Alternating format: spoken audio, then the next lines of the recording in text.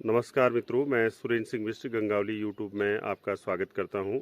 आज हम लोग हैं प्रोफेसर शेखर पाठक जी के सानिध्य में हिमालयन ग्राम्य विकास समिति में। तो आज हम अपने स्थानीय इतिहास और सामाजिक संरचना के बारे में शेखर पाठक से विस्तृत जानकारी प्राप्त करेंगे। शेखर पाठक जी की हाल ही में जो रिलीज किताब हुई हरी भरी उम्मीद, उसमें उन्होंने उत्तराखंड में जो जंगलात व्यवस्था थी और उसके बाद से वर्तमान तक का विस्तृत अध्ययन उसमें दिया है, जिसमें पंचेश्वर डैम के बारे में भी जिक्र है, जिसमें यहाँ के जो जन आंदोलन हुए उसका भी जिक्र है। तो आज हम लोग इतिहास के गर्त से कुछ सुलझे अनसुलझे जो सवाल हैं उनके बारे में उनसे विस्तृत जानकारी प्राप्त करेंगे। तो आप बने रहिए मेरी वीडियो में और मेरे चैनल को ज़्यादा से ज़्यादा लाइक, सब्सक्राइब और शेयर कीजिए। पूरी यात्रा डगमग नौका में वो दो ही लोग, कहीं कहीं तो वो अकेले थे, राखों के हाथ में पड़े, बहुत अच्छी किताब।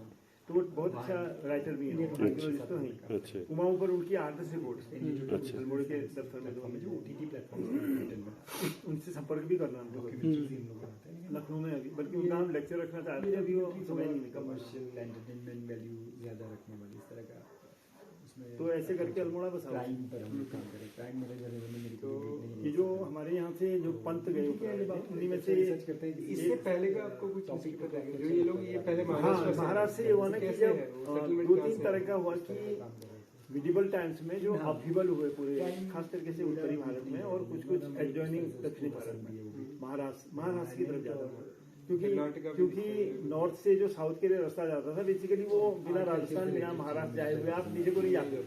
बीच में ये बिंदे का ये माउंटेन सिस्टम जो अभी भी ट्राइबल इलाका है और रेल भी तुम देखोगे उसी तरीके से जाती है। तो ये जो नीचे अपहीवल हुआ तो कुछ लोग वहाँ से माइग्रेशन एक कॉमन फिनोमेना था पूरी हिस्ट्री। और ओटीटी प्लेटफॉर्म तक जहाँ से ज़्यादा सेटलमेंट हो जाए, जहाँ वो मिल जाए चले जाते थे। हमारे यहाँ का आकर ऐसा कि फिल्म में लोग भी सेट हो जाते थे। तो है नहीं, वो तो गढ़वाल की तरफ से ना हमारे यहाँ से कैलाश का मेन सिटी में यहाँ से होता था। उसके बाद वो चार धाम थे वो इनके साथ जुड़े हुए मार्केट ड्रिवन चीजें और नेपाल के लोग हमारे इलाके से होते हुए आते थे। प्लेटफॉर्म सारे मार्केट ये जरूर था कि वो जो पुराण काल जो आए तो उनकी नज़र इस तरह कम गई, तो काली नदी की संगमों को वैसा भाग्य नहीं मिला जैसे अलकनंदा भागीरथी थी। उसकी गंगा की बड़ी माइथोलॉजी वहाँ इसके साथ जुड़ी थी, अलकनंदा भागीरथी के साथ। तो ये लोग जब आए तो इनकी एक अलग अलग जगहों में ठहर के आए। ये जोशी जैसे राजस्थान से वहाँ से आए, अगर कोई उसको नहीं देख रहा है आपके गुजरात में महाराष्ट्र से आए, वो इलाका कहलाता है देखता है। एक तो कन्नड़ है, ऊपर को मराठी, कोंकण तो कोंकणी जो लैंग्वेज है उसकी बड़ी रिजेम्बलेंस माहौल से आती है। कोंकण से ही आए लोग, लेकिन कोंकण ऐसा इलाका है जो मल्टी मैं गया वहाँ पे। हाँ कोंकणी बोलती है, फिर अगर वो नहीं आई कन्नड़ बोलते हैं, इधर को महाराष्ट्रियन बोलते हैं, एक और भाषा है बीच वाला तुलु भाषा क्या कोंकणी अलग है, पूरी तरह कोंकणी अलग है। हमारी ये रूपिन के परिवार में कोंकणी बोलते हैं। वो जब कोंकणी बोलते हैं और जब कन्नड़ बोलते हैं तो हम लोग बड़े कंफ्यूजन में आ जाते हैं, क्योंकि दोनों की वोकैबुलरी बिल्कुल अलग है।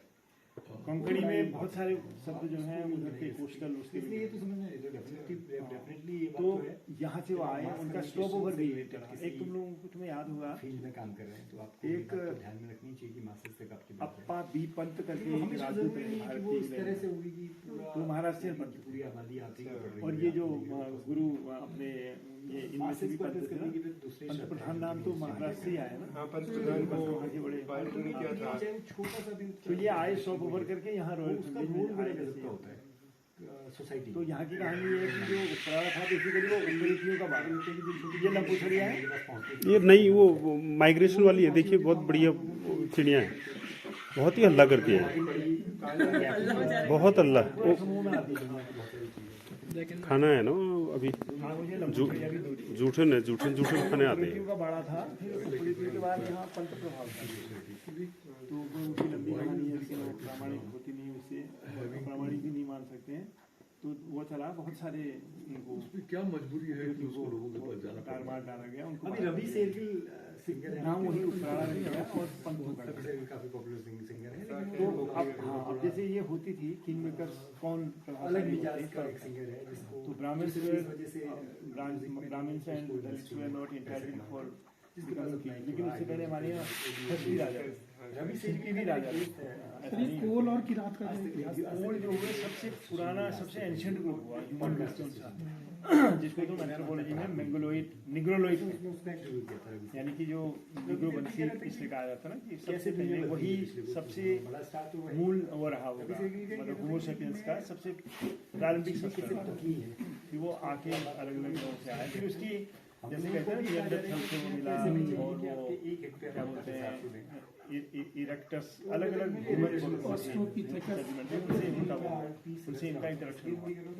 फिर ये आए तो भारत में मध्य भारत की तरफ चले गए, फिर इन्हीं में से कहते हैं कि अंडमान में गए, फिर इन्हीं में से अफ्रीका ऑस्ट्रेलिया तक गए, क्योंकि ओरिजिन को इसी बारे में विवाद नहीं है कि वो अफ्रीका से आए हुए करके ना। तो वो सबसे पुराने हुए, उनके पूरी जो शरीर आपको डीएनए टेस्ट करेंगे, हालांकि डीएनए टेस्ट बड़े मजेदार आ रहे हैं। अभी वो आज सवेरे भारत के गृह सचिव थे, उनका इंटरव्यू चल रहा था अखबार में, तो उन्होंने कहा कि आई एम फ्रॉम केरला, लेकिन मैंने जब अपना डीएनए टेस्ट कराया तो मेरी बॉडी में जो डीएनए का जो 60% भाग है वो एक सेंट्रल एशियन रिपब्लिक का के लोगों का जो है वो है। तो इतनी मिक्सिंग हुई ना हमारे यहाँ, जैसे तुम कभी देखते हो ना कि आपका नाक शार्प है और आपकी आंखें एकदम भुतिया जैसी लगती हैं, तो इसका मतलब है कि दो कोई फ्रेंड जो है आपके, अब डीएनए से वो प्रमाणित हो जा रहा है। डीएनए के बाद तो ये जो हमारा सबल शिल्पकार और हिंदू मुसलमान वाला ये पूरा बेमानी हो जाता है, बशर्ते कि हमारे दिमाग में रख दी जाए, क्योंकि ह्यूमन जो यूनिटी है वो उससे हो गया। धर्म तो बहुत बाद में आए, इंस्टीट्यूशनल रिलीजन है तो और बाद में आए, बहुत ही बाद में आए। इससे पहले तो लोग बाग अभी भी जैसे हमारे यहाँ लोग देवताओं की पूजा देखो, हम अपने लोग देवताओं की पूजा, कोई विष्णु की पूजा करने, शिव की पूजा करने उससे अंदाज आता है कि वो बेस और उसमें कंबाइंड था। जैसे हमारे यहाँ ये होगा कि जो गांव की कम्युनिटी है उसमें अपनी जातियाँ हैं, 2 या 3 जातियाँ बसती हैं।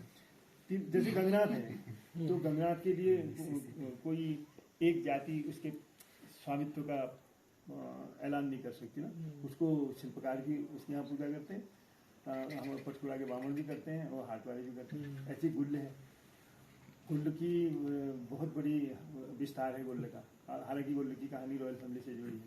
ऐसी लटौल है, नेपाल में भी उसकी मंदिर है हमारे यहाँ, या जैसे महासू है, हिमाचल में भी है, अपने उत्तरकाशी में भी होती है, नेपाल में। तो लोक देवताओं का बहुत है। अभी मैं एक किताब में दारमा चौदास के लोक देवताओं को देख रहा था, तो करीबन 3 दर्जन तक पहुँचते हैं।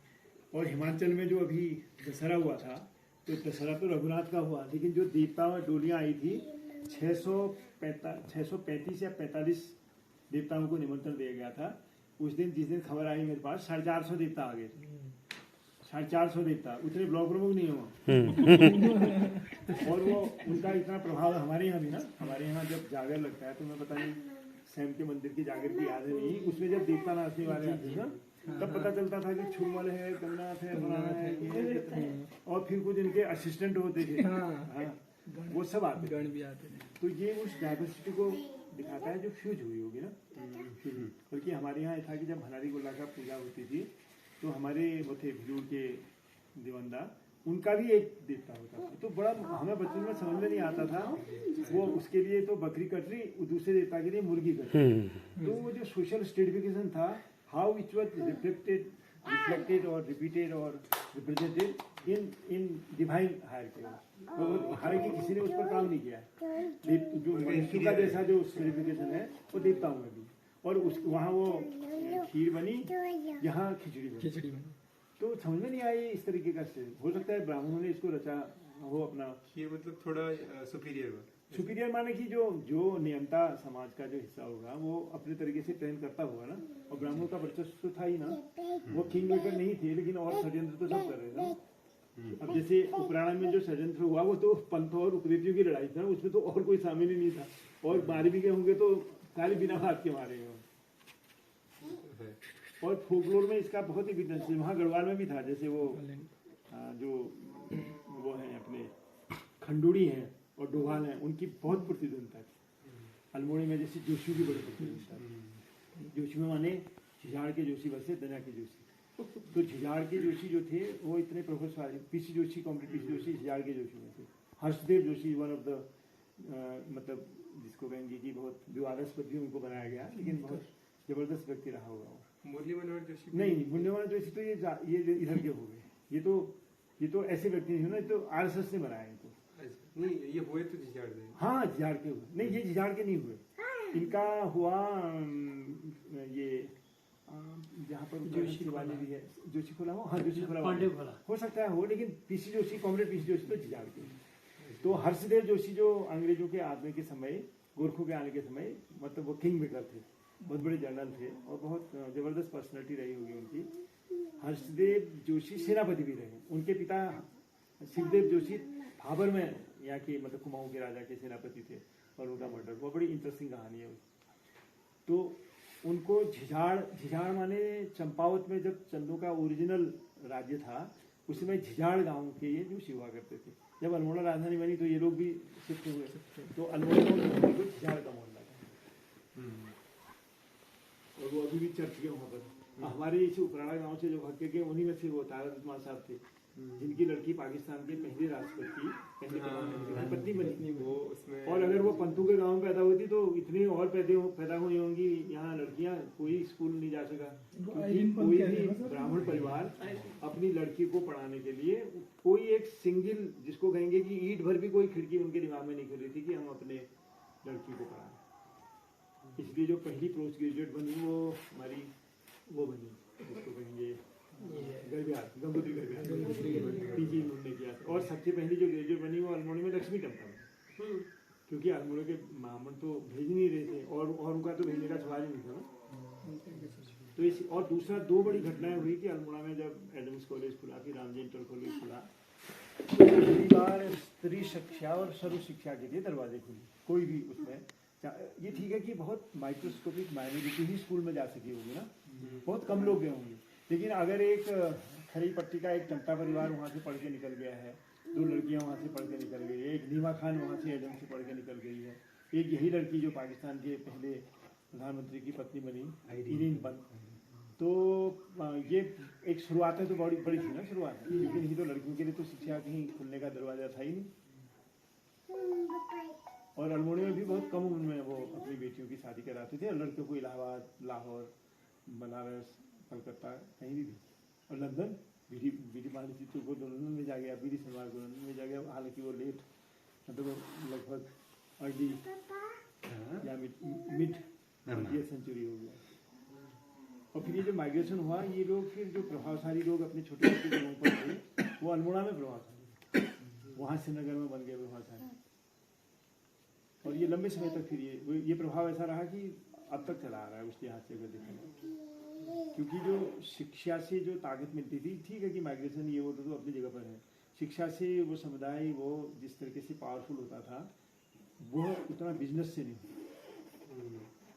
तुम ये पढ़े लिखे परिवारों की और दानसिंह बिष्ट परिवार की अध्ययन करो, अगर दानसिंह बिष्ट परिवार में ये रहा कि बहुत प्रतिभाशाली थी, वो कहाँ से उन्होंने कहाँ तक की यात्रा की, लेकिन जो एक इस तरीके की शिक्षा उनके यहाँ नहीं आई, तो नई जनरेशन में कोई ऐसा बना ही नहीं जो इतनी बड़ी, यानी कि दानसिंह बिष्ट के द्वारा पैदा की गई इतनी संपदा की हिफाजत कर पूरा साम्राज्य जो है कोलैप्स करता है।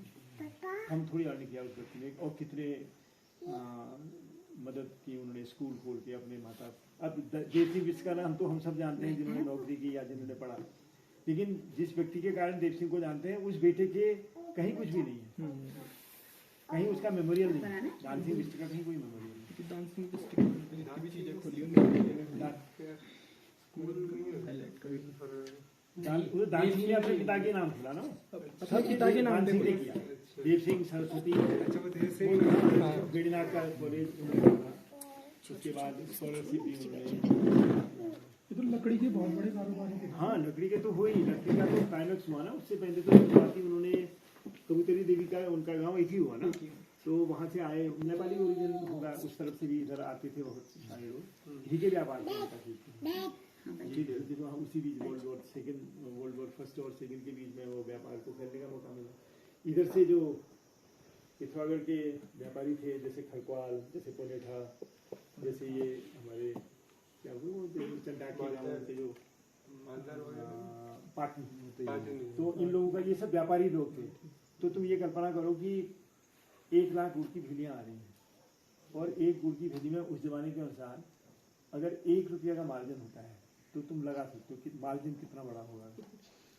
और न सड़ने वाली न गलने वाली चीज, वो आया वो उसमें बकरियों के पीछे में नेपाल को चला गया, मैं तिब्बत को भी जाता था। अब तो तिब्बत वाले कहते हैं कि पैक दिलाओ, अगर पैक भी गुड़ नहीं होगा तो अभी तिब्बत में आप उसको एक्सेप्ट नहीं करेंगे। उस जमाने में जाता था। इंडो तिब्बतन बॉर्डर ट्रेड जो था, जितनी मंडियाँ थी, इतनी बड़ी मंडियाँ थी, मतलब कि ये ऐसा होता था कि मंडियाँ अपने आप में वहाँ परमानेंट कुछ भी नहीं है, बड़ी उस स्केल बड़ी ये था ना कि इतना बड़ा था, जैसे ज्ञानीवा मंडी है, इतना बड़ा फील्ड था कि तुम समझो कि हमारा जो मंडताल का फ्लैट है उसके तिब्बत है कपरेटिव है तो 8-10 गुना ज्यादा है, चारों ओर से थी पत्थरों की सिंगल दीवारें दिखती हैं। आपको पता है कि ये जो हारियों का है, ये मानू का है, वहाँ पर अपनी टेंट लगा करके पीछे से वो दीवार का सहारा हो गया और आगे से दुकान, और उसमें वो पूरा एक्सचेंज होता था कि यहाँ की जितनी चीज़ें आ रही हैं वो एक्सचेंज हो रही हैं और ये पैक हो रही हैं उन्हीं घोड़ों में और उन्हीं बकरियों में, और उसमें वो नीचे को आ रहा है। बड़ा सेट था ना वो। तो अभी भी वही है बाटर नहीं, नेपाल में बिल्कुल वही है, हमारे यहाँ क्योंकि अभी भी उनके पास ना वो करेंसी एक्सचेंज, मैंने तो एक रिपोर्ट की थी वो बीबीसी नहीं, अब उनके यहाँ बदल गया है। तो वो क्योंकि युआन यहाँ पे इंडिया के पहले ऐसा था कि तिब्बत का जो युआन था, you can't convert it into dollars, वो उसके लिए मेन चाइना की करेंसी होगी। अब इनका यहाँ बराबर हो गया, अब इधर बदल गया। लेकिन अभी ट्रेड जो है अभी भी बार्टर का इनडायरेक्ट रूप हो, क्योंकि यहाँ के लोग क्या करते हैं कि यहाँ की चीजें जब वहाँ चाइनीज लोग खरीद लेंगे उससे वो फिर वहाँ की चीजें खरीदेंगे, तो कैश तो आ गया उसमें बीच में, लेकिन पैटर्न उसका बार्टर का ही है। लेकिन अब चाइना वाले इंतजार ही नहीं करते, हर चीज तो वहाँ चीन वो मतलब तिब्बत में चीन की पहुँच पा रही, बस गुड़ का इंतजार करते हैं, जरा मिठाई का इंतजार करते हैं, बर्तनों का करते हैं, वहाँ से महंगा होता है क्योंकि दूरी बहुत है। मेनलैंड चाइना 5000+ किलोमीटर, 7000+ किलोमीटर हो जाता है। लेकिन नीलम की मंडी तो बड़ी है, नीलम की तो सबसे बड़ी हुई 500 घर पे रहती थी। हाँ, नीलम में ये हुआ ना कि 3 दर्रों से होके जाना पड़ता है तिब्बत में, और ज्ञानीवा मंडी उन्हीं की हुई बेसिकली नीलम वालों। इंटरेस्टिंग ये रहा होगा कि पहले जो, अब जैसे एक सवाल आता है ना कि आखिर 3 दर्रों को पार करते हुए क्यों गए होंगे, उसके अगल बगल तो सिंगल दर्रे वाले हैं, एक ही दिन में पार करना होता था। पहले ऊटाधुरा करेंगे, फिर जयंती धुरा करेंगे, फिर किंगरी विंगरी करेंगे। तो उसका हमने एक उसका वो निकाला कि पहले पिंडारी ग्लेशियर से रास्ता, दानपुर से रास्ता जाता था, इसलिए भूटिया गांव दानपुर में मिलते हैं। तो वहां से जब जाते थे पिंडारी के रास्ते के जाने से कम 5-6 दिन आपके बच जाते थे। तुम कल्पना करो कि यहाँ से तुम मुनस्यारी जा रहे हो और मुनस्यारी से तुम नीलम को जा रहे हो, और यहाँ से तुम पिंडारी ग्लेशियर पार कर रहे हो और सीधा जो है मरतोली में पहुंच जा रहे हो, वो सामने नीलम है, तो आपके 5-6 दिन कम होंगे ना। तो इसीलिए मुझे लगता है वो रास्ता चला होगा। और बाद में इकोलॉजिकल कारणों से ग्लेशियर का पूरा मूवमेंट बदल जाने से पिंडारी ग्लेशियर में जब अनूप लोग गए थे उसमें ट्रेल्स पास में, तो एक जगह का नाम अभी भी तख्ता है। तो ग्लेशियर में दरारें पड़ने के बाद उसमें भोटिया लोगों ने तख्ते डाले होंगे, वो पॉइंट का नाम ही तख्ता पड़ गया। अभी भी उसमें वो मिलते हैं, बर्फ के कारण वो सड़े नहीं है, बड़े बड़े उसमें तख्ते बल्लियाँ डाली हुई हैं, तो नीचे दरारें होंगी बर्फ। फिर ये रास्ता बकरी ले जाने लायक नहीं, क्योंकि बकरी को आदमी को मैनेज कर सकते हो, बकरी और याक को मैनेज नहीं कर सकते, उसमें लोडेड है वो। तो फिर ये रास्ता बंद हो गया। फिर मुनस्यारी से रास्ता बना तो वो जरा लंबा पड़ गया, करीबन उसमें 6 मेरे ख्याल में 8 दिन एडिशनल लगते थे, अभी कैलकुलेट किया जाना है वो।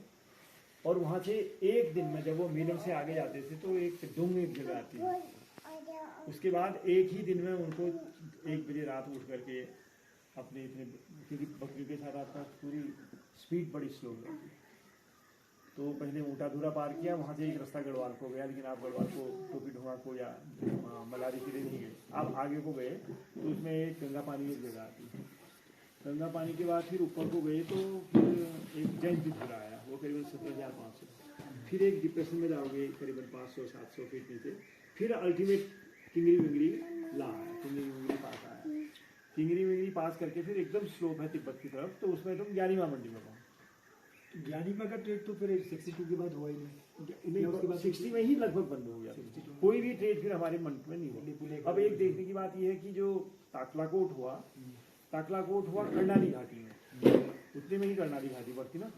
जैसे ही हम इधर आते हैं ताकलाकोट से जरा इस तरफ को आते हैं, फिर आपका सतलज का कैचमेंट शुरू हो गया। तो ज्ञानीवा मंडी वगैरह जितनी और मंडियां हैं उत्तराखंड की, जिसमें दारमा की मंडी भी शामिल है, वो सब सतलज के कैचमेंट। अच्छा, तो जो नेपालियों ने उसमें ओडी के ज़माने में ये तर्क दिया था ना कि ये काली और कुट्टी का हुआ है, तो काली और कुट्टी का कोई उन्होंने ज्योग्राफिकल इंटरप्रिटेशन नहीं किया था। उनने लिपुलेख दर्रे को लेकर, और हमारे यहाँ जब वो पुराना एक चंद राजा जब गया था तो वो लिपुलेख से ही गया था, क्योंकि उसमें जो व्यापार का जो बड़ी मंडी थी वो ताकलाकोट ही माने। ताकलाकोट कुमाऊनी नाम है, वो तो पुरंग या पुलन कहते हैं। तो उसका वो उसमें तो आपका वो अच्छा आर्टिकल है एक वो हमने ई बुक बनाई, जी, उसमें ये था ना कि वो कोरोना था ना, जी, तो उसमें वो बना। अभी हम उसको प्रिंट कर देंगे, उसको लोगों ने अच्छा किया। हमने सब नक्शे एविडेंस देके दिए ना। असली में काली नदी में कोई सर्वे कभी नहीं हुआ ना, और बिना सर्वे के, बिना उस घाटी को जाने उन्होंने नदियों को बॉर्डर बनाने का एक नया शुरुआत हुई ना उसमें, क्योंकि आप बॉर्डर नहीं तो परिभाषित नहीं कर सकते थे ना। तो टिहरी को रियासत जब बनी, उसमें भी नदी को बॉर्डर बनाया गया, इधर मंदाकिनी इधर नीचे अलकनंदा को बनाया। और फिर वहाँ जो सिक्किम के साथ भी नदी बनाया गया, तीस्ता की एक ट्रिब्यूटरी है, उसको बनाया गया। तो यहाँ जब काली नदी को वो बनाया, तो काली नदी से ईस्ट नेपाल होगा, काली नदी से वेस्ट ब्रिटिश कुमाऊं होगा। तो अब ये हो गया कि जो ब्यास के 2 गांव थे गरब्यां के सामने, छांगरू और टिंगल, वो बेचारे बिना उनसे पूछे, बिना बात के नेपाल में चले गए। और नेपाल के लिए उनके दरवाजे खुलते ही नहीं थे। नेपाल जाना है क्योंकि वहां भी दर्रा सीमेंट का जो उसका था ग्लेशियर का, वो बंद हो गया था। तो अगर उनको नेपाल जाना है तो नीचे धारचूला से धारचूला जाके जाएंगे, या वो तिब्बत जाएंगे, और तिब्बत से फिर एक हिल्सा पास है नदी काली, ये कर्णाली के किनारे, तब फिर हुमला में आएंगे। ये 2 गांव कहाँ पर हैं? ये 2 गांव ठीक गरब्यां के सामने जो दिखते हैं। क्या नाम? पहला गांव आया छांगरू, और छांगरू से करीबन 15 किलोमीटर पर टिंकर है। टिंकर से आगे फिर टिंकर पास, गरब्यांग से सामने की तरफ नदी के सामने नीचे सीतापुर कहते हैं ना। ये सब जब से हुआ ना, ये ब्राह्मणाइजेशन की प्रोसेस जब चली, तो ये नाम इस तरीके से आ गया। स्कंद पुराण मिडिवल टाइम्स का नाम है ना, तो ये सब नए नाम आ गए। इवन ब्यास वैली का नाम ब्यास वैली बिल्कुल है, यहाँ भी, वहाँ भी, सब जगह, वहाँ हिमाचल में भी हुआ। अरे यहाँ के बाशिंदे नहीं होंगे कोई, और उनको ब्याज की जरूरत थोड़ी थी।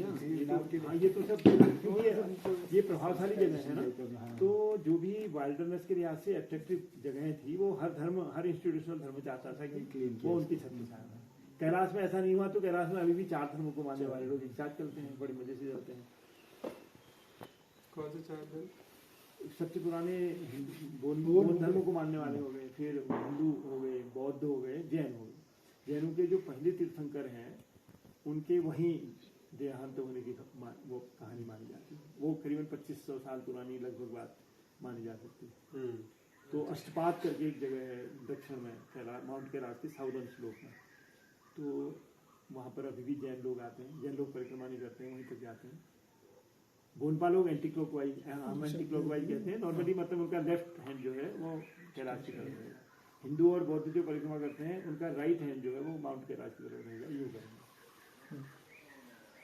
और चारों का साथ साथ होता है। और ऐसा कोई तीर्थ दुनिया में नहीं है जहाँ ऐसा मल्टी रिलीजियस, मल्टीकल्चरल येरूशलेम नहीं। तो यही तो मैं कह रहा हूँ। अब दूसरी तरफ हम अयोध्या में अभी भी मंदिर और मस्जिद के लिए मारकाट मचाए हुए हैं, और जेरूसलम में अभी भी मस्जिद और आपकी चर्च और यहाँ और कैलाश में मंदिर कोई अल्टीमेट नहीं थे, मोनेस्ट्रीज थी वहाँ। लेकिन मोनेस्ट्रीज जो थे एक तरीके से उस पूरी वाइल्डरनेस के एक, यानी कि उसमें कहीं हस्तक्षेप की तरह नहीं थे। वो एक तरीके से एक शेड मिल जाए यात्रियों को, और उनको भी जो आपके पेस्टोरिस्ट हैं, पशुचारक समाज है ना वहाँ, उसके भी कोई गांव नहीं है, वो तो अपनी छोलदारी में ही शिफ्ट होता था, उसको शरण मिल जाए, इस तरीके के लिए वो बने हुए थे।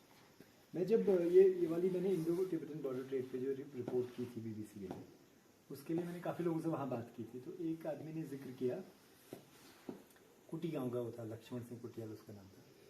उसने जिक्र किया कि मतलब मैं पूछ रहा था कि आपकी कैसी स्मृतियाँ हैं इस व्यापार से जुड़ी, बचपन में आपने कैसे देखा गया। फिर उन्होंने मुझे एक चीज़ कही कि देखिए ये व्यापार हमारे किस किस तरह से फैला हुआ था। तो उसने एक उदाहरण दिया कि जो याक की जो पूंछ के बाल हैं तिब्बत से आते थे और हम लोग इसको पहुंचाते थे बंगाल तक। बंगाल में जो देवी की मूर्ति बनती है उसमें जो बाल यूज होते थे वो ये होते थे, तो इस तरह से फैला हुआ व्यापार था। तो उसकी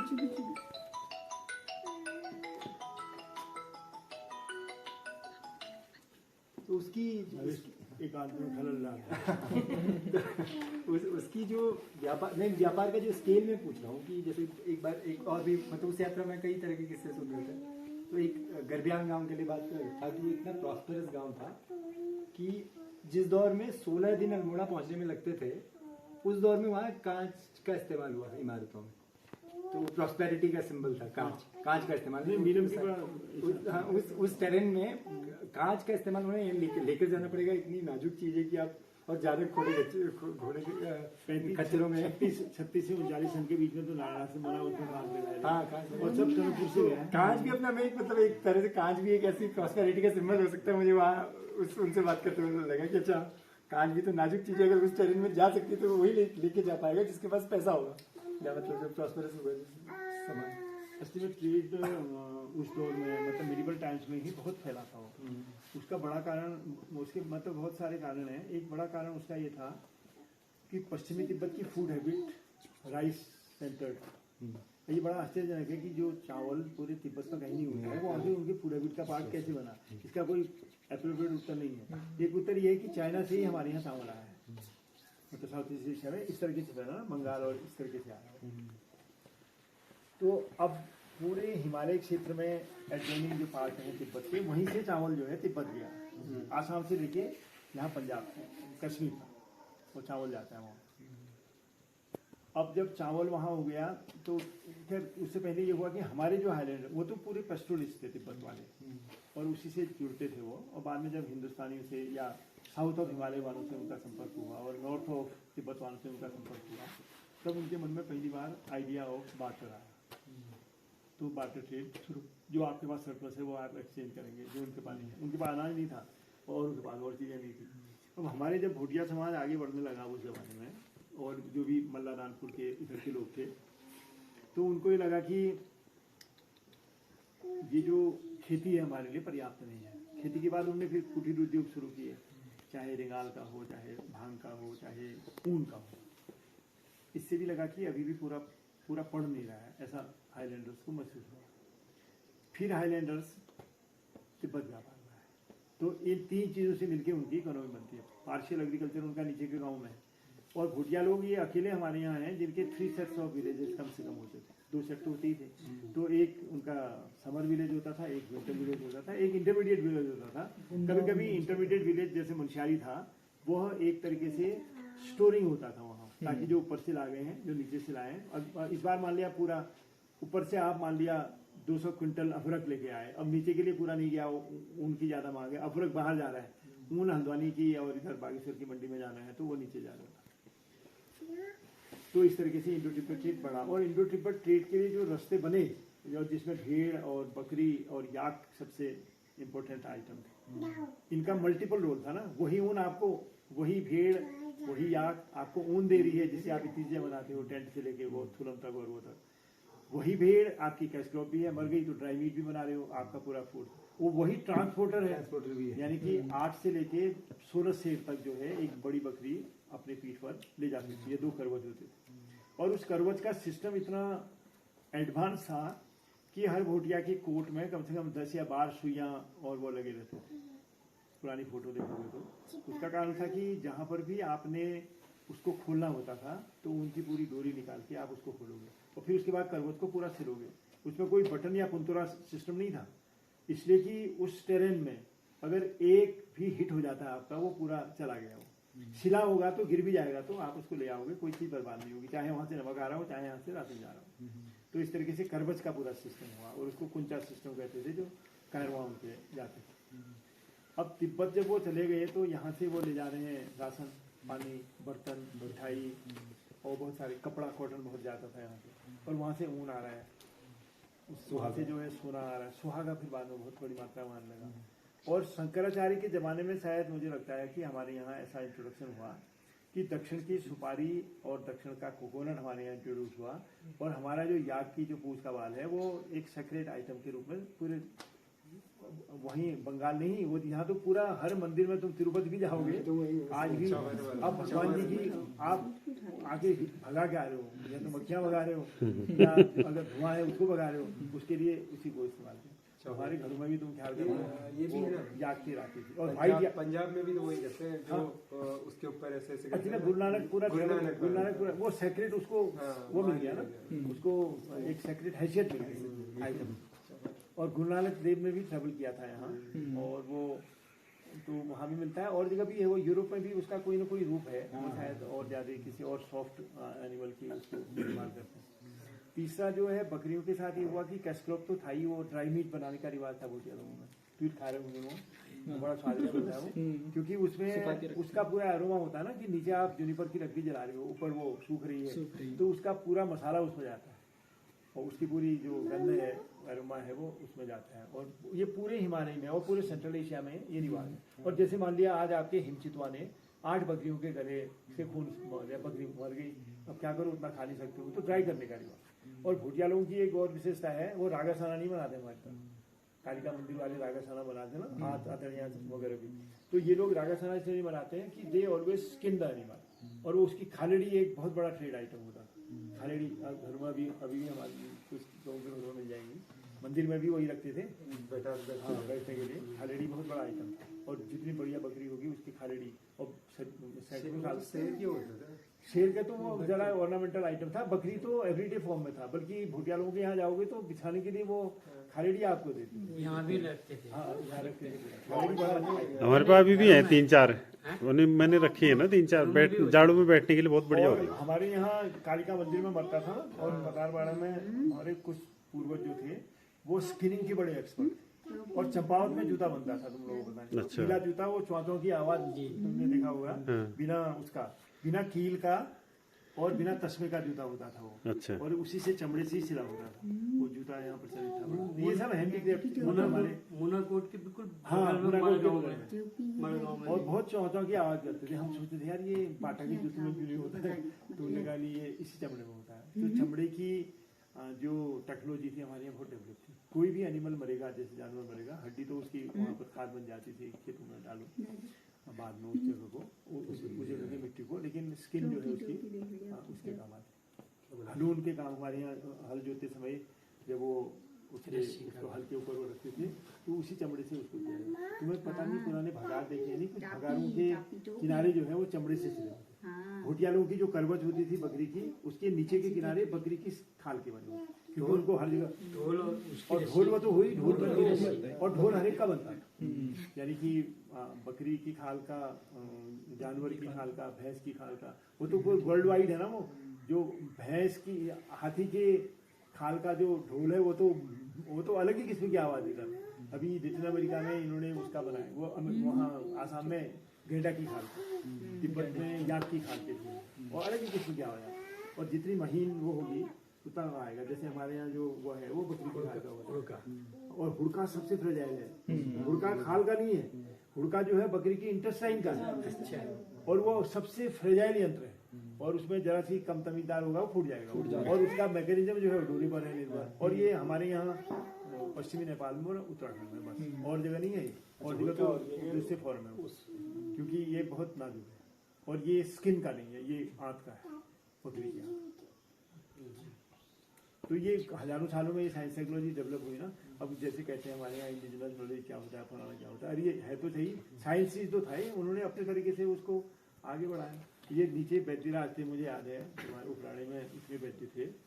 हमारे यहाँ कोई गांव में मंगला संघ था, तो प्राण छोड़ने से पहले माना जाता है कि अगर उसको आधा 1-2 घंटा अगर जीवित रख दो तो वो बताएगा नहीं कहीं खड़ा रखा है कोई धन, या किसी का उधार देना है, या किसी से लेना है, तो उस समय मालती बसंत दिया जाता है। Malti Basant is the dust of gold, और उसमें बहुत पावर होती थी। वैसा करते उसको मालती बसंत भी कहते थे। मालती मतलब बेसिकली वो स्वर्ण भस्मी हुई, नाम उसको वैसा टर्म जो है मालती बसंत का दिया। उपराणा में बहुत मौजूद। हमारे यहाँ बुद्ध का मरी लचका बड़बाजी बोलियो, तो हम लोगों को भेजा गया, हम वो कोई अपना घिंगारू उंगारू खाने में रह गए। जब हम मालती बसंत लेके घर पर लौटे, हमारे को बड़बाजू कहाँ से वो दवाई ला गया, हम लोग को बड़बाजू ने नहीं गया। अब बच्चे हुए हम लोगों को अंदाज नहीं आया, वो मर गए ठहरे, उनको हार्ट में। तो उस समय बिल्कुल समझ में नहीं आया। फिर बाद में हमारे चाचा जी ने समझाया कि ये जब भी कोई अंतिम अपने अवस्था में होता है तो उपराणा में ही वैद्य हमारे यहाँ थे, पहले शायद जो वहाँ ओखरी में भी रहे होंगे, तो उनसे वो लेके वो किया है। कभी कभी वो एक और उस तरीके का काम होता था जो बिजनेस नहीं होता था ना, वो एक कम्युनिटी रोल होता था, आपको वैद्य को करना है वाला। फिर लेकिन वो फैमिली वालों का ये होता था कि वो 5 दिन में क्रिया होगी तो फिर वो आखिरी दिन वो उनको भी वैद्यराज को भी उसकी दाम दिलाएंगे, क्योंकि उसमें गोल्ड इन्वॉल्व होता है, तो ये लोग बनाते हैं। तो ऐसी किस्म की बहुत चीज़ें थी। नाड़ी की बहुत अच्छी जानकारी उनको थी। हमारे ज़्यादातर घरों में जादू की बीमारियों की जानकारी रखते थे, वो पूरा उसको वो करते थे। मेरे एक दोस्त बता रहे थे, वो राजस्थान से, उसके फादर